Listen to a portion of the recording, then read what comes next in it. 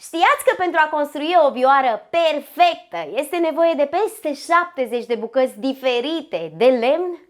Știați că primele coarde ale viorii au fost alcătuite din intestine de animale? Sau că părul arcușului unei viori este alcătuit din aproximativ 200 de fire de păr de cal? Știați că înainte ca dirijorul să preia conducerea orchestrei, violonistul avea rolul principal? Vioara, așa cum o cunoaștem noi astăzi, a apărut în Italia în secolul al XVI-lea, cel mai probabil fiind inspirată din 3 tipuri de instrumente. Rebec, care exista încă din secolul al X-lea, viola da gamba, un fel de violoncel al timpurilor noastre, și viola da braccio.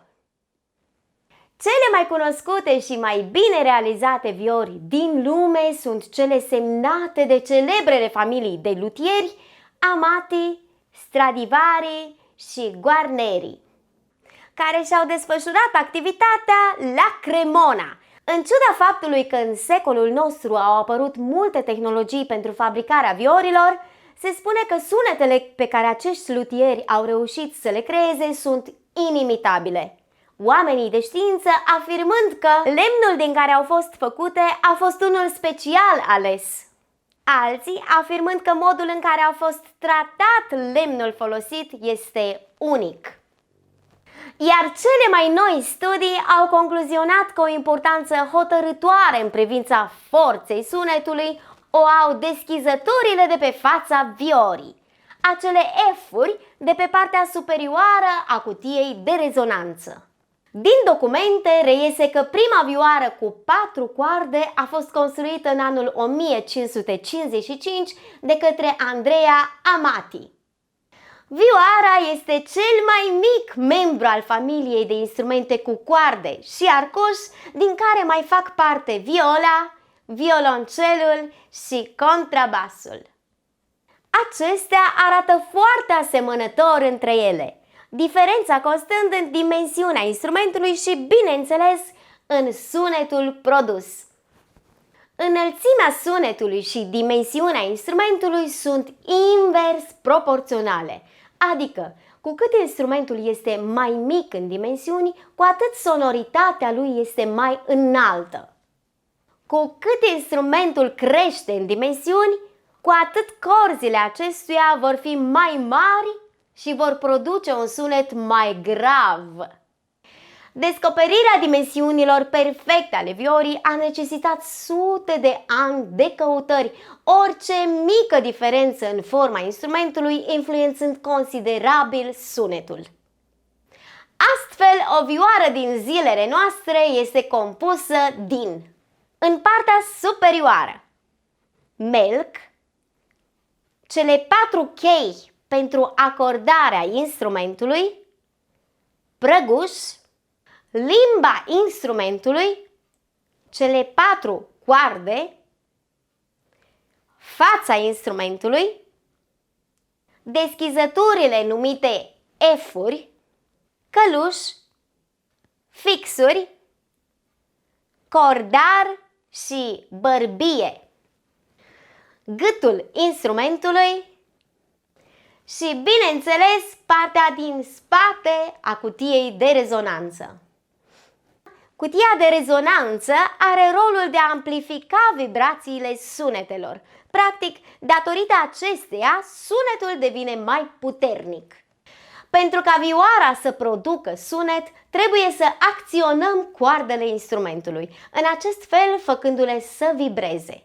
Acestea pot fi acționate în 2 feluri. Cu arcușul, coardele vibrând atunci când arcușul este tras peste ele, sau prin ciupire. Arcușul este un accesoriu al viorii cu ajutorul căruia sunt acționate coardele. Acesta este format din baghetă din lemn, garnitură de păr care trebuie impregnată cu sacâz pentru o mai bună aderență la coarde, scaunelul și un dispozitiv mecanic numit șurub. În timpul execuției, vioara se ține pe umărul stâng, cu maxilarul sprijinit de bărbia instrumentului, iar arcușul se ține în mâna dreaptă. Coardele sunt acordate în cvinte perfecte, adică în distanțe de 5 sunete. Partiturile destinate viorii sunt notate pe un singur portativ în cheia sol, fapt pentru care este denumită și cheia de violină. Coardele libere sunt reprezentate de notele sol, coarda cu sunetul cel mai grav, re, cea de-a doua coardă, la, cea de-a treia coardă și mi-2, coarda cea mai acută. Prin apăsarea coardelor viorii cu degetele mâinii stângi, porțiunea care vibrează se reduce, iar înălțimea sunetului urcă. Mai clar, coarda liberă este practic nota cea mai joasă pe care respectiva coardă o poate produce. Urcând pe lungimea acesteia, sunetele devin din ce în ce mai înalte. Vioara este principala purtătoare a melodiei într-o orchestră. Strălucirea și căldura sunetului ei o așează în fruntea tuturor instrumentelor orchestrei, pe scenă aflându-se în stânga dirijorului și fiind împărțită în două partide. Sunetele emise de vioară pot reda cele mai variate sentimente, ca duioșie,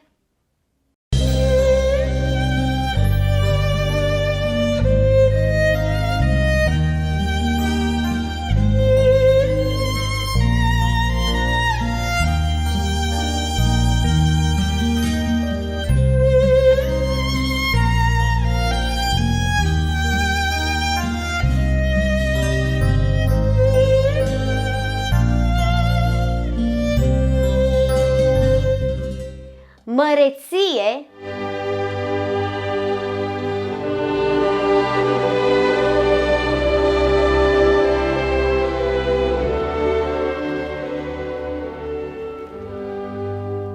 visare,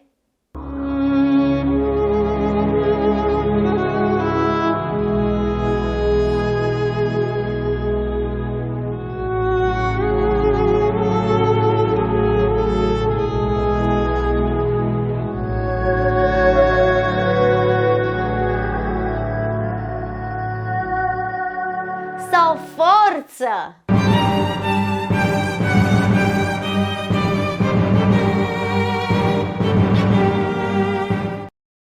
Rețineți, instrumentistul care cântă la vioară se numește violonist, iar cel care construiește sau repară instrumentul se numește luthier. Haideți să aflăm câteva curiozități despre instrumentul vioară. S-a constatat că anumite esențe de lemn se pretează la construcția viorilor de înaltă clasă. Copacii trebuie să îndeplinească o serie de condiții. Mai întâi să crească la altitudini în jurul a 1000 de metri, iar lemnul să fie complet uscat. Apoi, aceștia trebuie să aibă fibrele perfect regulate, rezistente la deformații. În zilele noastre, lemnul nu este complet uscat, ceea ce diferențiază mult sonoritatea actuală de cea a timpurilor. Din acest motiv sunt preferate instrumentele mai vechi, al căror lemn se usucă odată cu trecerea timpului, sonoritatea devenind mai consistentă.